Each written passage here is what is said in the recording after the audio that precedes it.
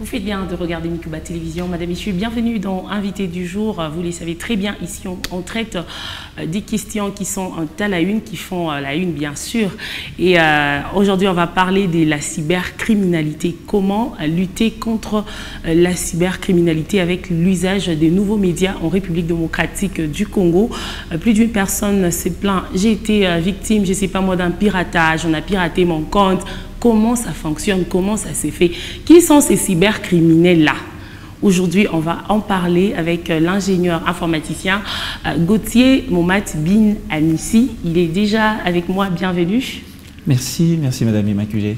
Alors, comme je l'ai dit, on va parler de l'usage des nouveaux médias en République démocratique du Congo et de la lutte contre la cybercriminalité. Déjà, c'est quoi la cybercriminalité? Qu'est-ce qu'on entend par la cybercriminalité? Parce que certainement les téléspectateurs vont aussi peut-être se poser cette question. Voilà, donc par cybercriminalité, voyons toute cette délinquance qui tourne autour du monde web, c'est-à-dire de Internet. Alors là, la cybercriminalité s'étend sur les phishing, qu'on appelle phishing, c'est l'usurpation d'identité. Il y a également ce qu'on peut appeler les malwares, hein, des virus et tout ce qui va avec. Donc, si on peut se résumer à cela, on peut tout aussi parler de ce qu'on appelle la pornographie juvénile. Donc, c'est aussi dans la cybercriminalité. Et comment les gens arrivent à faire tout ça? Comment on arrive à pratiquer ou à faire cette cybercriminalité? Alors donc, on se base sur les faiblesses des utilisateurs, parce que déjà, la plupart du temps, l'outil informatique est utilisé par n'importe qui et souvent, les personnes ne sont pas averties. Alors c'est sur base de ce manque de connaissance de la communauté que les cybercriminels essayent d'en profiter pour obtenir ce dont ils ont besoin. Et à ce jour, est-ce qu'il y a moyen d'identifier un cybercriminel déjà avec tout ce qu'on a comme réseaux sociaux? Pas forcément, je ne dirais pas forcément, parce que pour la plupart du temps, les cybercriminels, ils n'agissent pas en direct. Donc, ils passent par des canaux différents. Donc, je peux donner un exemple. Il y a ce qu'on appelle des VPN, ça veut dire un réseau privé. Vous pouvez être au Congo, mais vous vous connectez en tant que quelqu'un qui se trouve en France. Alors, pour retracer un cybercriminel, c'est donc très difficile. D'ailleurs, pour peut-être retourner un tout petit peu à l'histoire de notre pays, à un moment donné, quand on coupait Internet, vous vous rappelez, on installait des VPN. Alors, les VPN nous permettaient de nous connecter comme étant, par exemple, des utilisateurs européens et on savait avoir accès à certaines ressources. Donc, voilà un peu comment ils opèrent et ils se basent forcément sur ce qu'on peut appeler la faiblesse de l'utilisateur. Et tout ceci, c'est à cause de l'outil informatique, si on peut le dire. Exactement. Ainsi. Donc, sans outil informatique, vous conviendrez avec moi, madame, que depuis un moment, l'homme est en train de se digitaliser. Donc, on est en train de perdre l'identité physique et on a maintenant une identité numérique. Et c'est là que le hacker se base. Il se dit, bon voilà, si je peux avoir cette personne en entier, donc je dois obtenir ces informations parce que la 4e guerre mondiale, nous allons convenir que c'est une guerre numérique. Ça ne sera pas une guerre avec les armes. Quand on détient l'information, on détient la connaissance, donc on sait vous cueillir. Mais aujourd'hui, on demande à tout le monde de maîtriser l'outil informatique. Est-ce que ce n'est pas à cause de cette maîtrise qu'on vit, tout ce qu'on vit aujourd'hui, plus d'une personne devient cybercriminel? Ce n'est pas parce qu'on nous demande de maîtriser l'outil informatique. Je pense que maîtriser l'outil informatique n'est pas tant que ça un mal. En fait, c'est un bien. Mais seulement, il faut bien utiliser l'outil informatique. Car les utilisateurs ont tendance à négliger certains aspects. Par exemple, quand vous obtenez votre ordinateur, le premier conseil qu'on pourrait vous donner, c'est après l'achat, veillez à acheter un antivirus ou télécharger un antivirus qui peut être gratuit. Il y a beaucoup d'antivirus gratuits sur Internet. Il y a beaucoup d'utilisateurs, quand ils achètent leur ordinateur, l'antivirus, c'est leur cadet de tous les soucis. Or, c'est par là que tout devrait commencer. Donc, ils doivent commencer par s'installer un antivirus, par exemple, parce que l'antivirus, il vous protège déjà au minimum. L'antivirus, c'est contre les virus, comme on dit. En fait, pour nous qui sommes novices en fait dans ces métiers, quand on allume notre ordinateur, on nous dit, je ne sais pas moi, une menace a été détectée. Ainsi de suite, voilà. Quand on paye l'antivirus, c'est pour éviter des virus ou encore c'est pour lutter ou encore c'est protéger, éviter la cybercriminalité. Voilà, donc il y a plusieurs, en tout cas depuis un moment, les antivirus ne se limitent plus qu'à bloquer les virus. Ils bloquent les comportements suspects, ils bloquent des sites qui seraient en train de vouloir vous espionner. Donc, il y a plusieurs composants. Donc, vous pouvez avoir énormément d'antivirus pour ne pas faire de la publicité de qui que ce soit. Donc, sur Internet, quand vous regardez les meilleurs antivirus, ils vous protègent contre les mails qui portent des virus ou des vers. Des sites, quand vous allez sur un site, par exemple, où on télécharge de la musique gratuitement, souvent, ce sont des sites comme ça où vous chopez facilement des virus. Oui, oui. Donc, il y a ça, il y a tout plein de sites, aussi sites explicites, hein, voilà. Quand quelqu'un y va souvent, il s'expose en fait, parce qu'il y a toujours des vers, des virus qui l'attendent. Et après, les hackers récoltent les informations, ils vérifient votre vie s'il y a des informations, par exemple, bancaires. Désormais, il y a beaucoup de gens qui font des achats par carte bancaire. Alors, quand on est en ligne, on peut facilement renseigner son numéro de carte, son cryptogramme, et après, quand on a validé, le hacker peut récupérer et faire des achats en votre nom. Puisque vous êtes ingénieur informaticien, vous œuvrez dans ces secteurs, en fait, pourquoi c'est devenu récurrent? Ces cybercriminels-là cherchent quoi en fait? Parce que je me demande, moi je suis au Congo, mais je me fais pirater par quelqu'un qui est aux États-Unis. Il cherche quoi? Comment il m'a connu? C'est ce qu'on n'arrive pas à comprendre aujourd'hui. Voilà, en fait, ils passent tout leur temps à vérifier les identités des gens. Alors, il y a, j'aimerais parler d'un certain type d'attaque, on appelle ça de l'amour sur Internet. Ils peuvent regarder un profil sur Facebook. Vous conviendrez également avec moi que depuis un moment, tout ce que vous faites comme voyage, tout ce que vous faites comme réalisation, vous avez tendance à le poster sur les réseaux sociaux. Pour nous qui aimons les réseaux sociaux, on ne fait que publier. Et on ne fait que publier. Alors, en étudiant votre profil, on peut facilement se dire tel est son centre d'intérêt. Et après, on commence à vous proposer. Moi-même, j'ai failli être victime, mais heureusement que j'étais informé. Alors, une personne m'a contacté, elle m'a écrit, elle m'a envoyé des belles photos, elle voulait faire des appels vidéo, ainsi de suite. Mais après, il y a juste quelqu'un derrière. C'est souvent, et en Afrique principalement, c'est en Côte d'Ivoire qu'on a les grands hackers en fait, qui font de... Il y a la Côte d'Ivoire, ensuite le Nigeria. En fait, vous avez plus parlé des hackers. Hacker, c'est quoi? C'est qui? Un hacker, c'est un pirate informatique. Alors, ce sont ceux-là qui sont à la base de la cybercriminalité. Oui, en Afrique, la Côte d'Ivoire occupe la première place. Mais ne sous-estimez pas non plus ceux qui pourraient se retrouver en RDC. Parce que vous conviendrez qu'il y a eu des ministres, des conseillers, des chefs d'État, ainsi de suite, qui se sont fait prendre par des vidéos sextapes, ainsi de suite, parce qu'ils ont mordu à l'hameçon de l'amour sur Internet. Donc, on lui a proposé un amour magique par une demoiselle parfaite, ainsi de suite. Après, c'était des photos, des conversations, ensuite des vidéos. Après, quand on récolte une vidéo de vous explicite, on commence à vous proposer maintenant des rançons. Alors là, on répond à la question du pourquoi, parce que à la fin de tout ça, quand on a des photos de vous, des vidéos de vous, on vous propose maintenant une rançon. On vous dit, si vous ne donnez pas tel montant, nous publions ces vidéos auprès de tous vos amis, par exemple. Vous voyez, vous êtes journaliste, vous imaginez un peu, vous serez contraint, entre guillemets, de verser la rançon. Et d'ailleurs, quand vous versez une première fois la rançon, vous verserez la rançon 10 fois plus. Parce que quand vous l'avez fait une fois, il va continuer parce que rien ne vous rassure qu'il va effacer ce qu'il a de vous. Et donc, c'est impossible, quasiment impossible d'identifier cette personne. C'est vrai que Interpol a déjà mis en place un service qui se charge de l'aspect de la cybercriminalité. Mais tout dépend de combien de plaintes ils reçoivent en fait. Donc, ils ne s'attaquent principalement qu'aux gros poissons. Les petits poissons là, comme nous, les petits poissons, on ne pense même pas à nous. Mais est-ce qu'il y a des stratégies pour sécuriser son compte afin d'éviter le piratage? En tout cas, c'est une très belle question.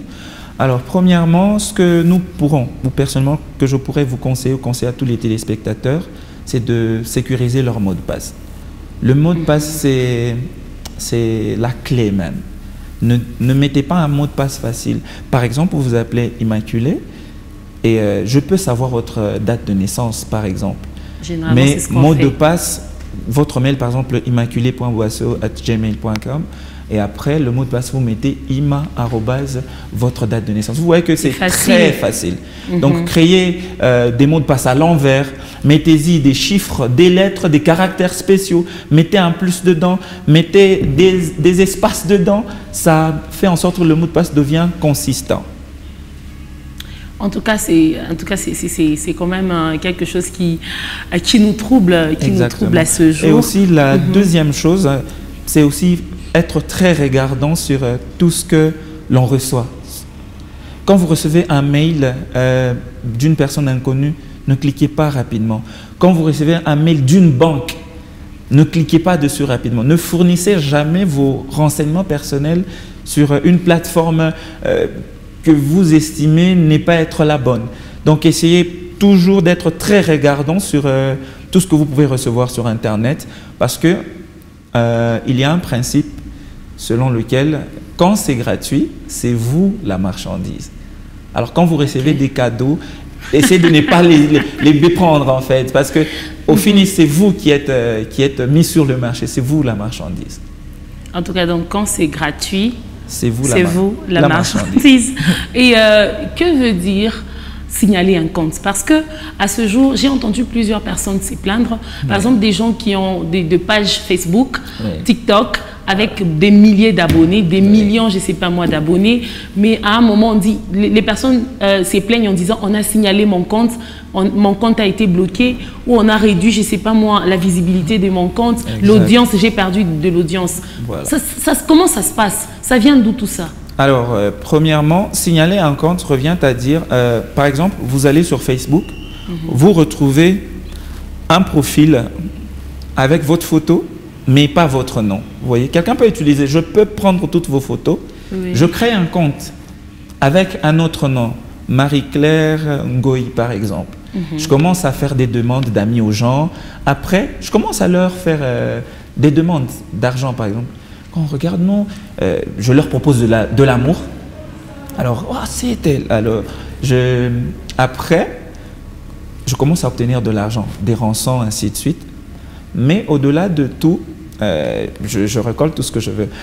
Ce qu'on appellerait signaler un compte, c'est que vous, maintenant, quand vous tombez sur ce compte, vous signalez à Facebook, vous lui dites, cette personne se fait passer pour moi. Alors, il y a une équipe d'ingénieurs derrière qui vont comparer, qui vont vérifier exactement, la vraie personne, c'est vous. Alors, ils vont supprimer ou bloquer l'autre compte. Alors, maintenant, il y a un autre aspect, c'est que je peux me faire des ennemis. Je peux avoir 10 000 abonnés. Voilà. Je suis en guerre contre une autre personne, la guerre numérique. Alors, elle aussi, elle a une audience. Elle demande à toute son audience de faire en sorte que mon compte soit bloqué. Alors, puisque ce sont des robots aussi qui sont derrière, il n'y a pas que des ingénieurs, il y a aussi des robots. Alors, le robot n'a pas de sentiment. Le robot, il voit que 500 personnes ont signalé que ce compte est mauvais, le robot bloque ce compte. Ok. Oui, oui. Et il désactive, c'est ça en fait. Voilà. Donc, un bon nombre de personnes peut signaler un compte. Un compte, et en disant, par rapport exemple, à la portion des signalements, on peut supprimer un compte. Et que faire dans ce cas? Où est-ce qu'on peut se plaindre? Où doit-on se plaindre? Chez Facebook lui-même. Parce qu'il y a l'onglet aide. Il y a plusieurs options qu'on vous offre, mais c'est une démarche en fait qui peut prendre du temps. Il faut aussi, voilà, il faut expliquer concrètement, ainsi, et ça va se décanter. Seulement, beaucoup de gens se fatiguent parce que la procédure, elle n'est pas si aisée que ça.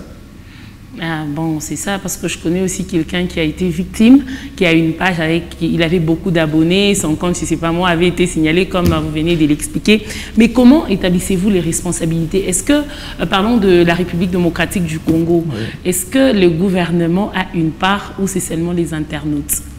les utilisateurs d'Internet? Ouais, le gouvernement a aussi une part, je pense, parce que le gouvernement, c'est notre papa, c'est notre maman, donc il se doit d'abord de protéger. Je crois qu'avec les deux ministères, le ministère du numérique et le ministère de PT-Antique.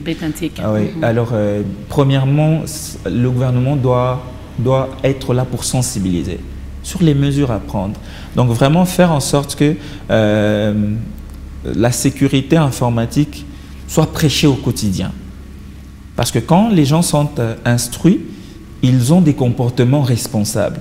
Beaucoup de gens, par exemple, vous verrez que rares sont ces personnes qui, s'étant connectées sur un laptop X, se déconnectent après. Beaucoup de gens laissent la session ouverte. Pourtant, si vous laissez votre session sur mon ordinateur, je peux facilement avoir accès à toutes vos informations privées. Et d'ailleurs, la cybercriminalité est là pour, entre guillemets, tuer la vie privée. Donc, on est en train de tendre sur un monde sans vie privée. Et quelle est la responsabilité, en fait, la part maintenant des internautes, de nous qui aimons les réseaux sociaux? Voilà, votre part, c'est adopter des comportements très responsables. N'engagez pas de conversation avec quelqu'un que vous ne connaissez pas, ou même avec quelqu'un que vous connaissez. Une conversation qui pourrait vous mener à échanger l'intimité, en fait. Voilà. Donc, tant que vous ne connaissez pas vraiment la personne, n'essayez pas de vous engager sur un chemin à parcourir avec elle, parce qu'on ne sait jamais qui est derrière. On peut même vous proposer des appels vidéo. Vous avez l'impression de voir la personne. Or, le hacker a déjà mis une vidéo et filme. Waouh! Et vous propose des choses magnifiques. Et après, ça part dans tous les sens. Voilà. Tout ça, ça se passe seulement ici, dans notre monde. Oui, dans ce monde. D'ailleurs, après l'émission, peut-être je pourrais vous montrer quelques cas de fiches que moi-même j'avais reçus. Et vous étant informaticien, qu'est-ce que vous faites à votre tour? Parce qu'on vous accuse. Moi, personnellement, je peux dire, ce sont les informaticiens-là qui favorisent et qui encouragent la cybercriminalité. Parce que nous, là, on ne maîtrise pas l'outil informatique. Quelle est votre part de responsabilité? Qu'est-ce que vous faites pour décourager ces genres de pratiques? En fait, c'est une question de moralité.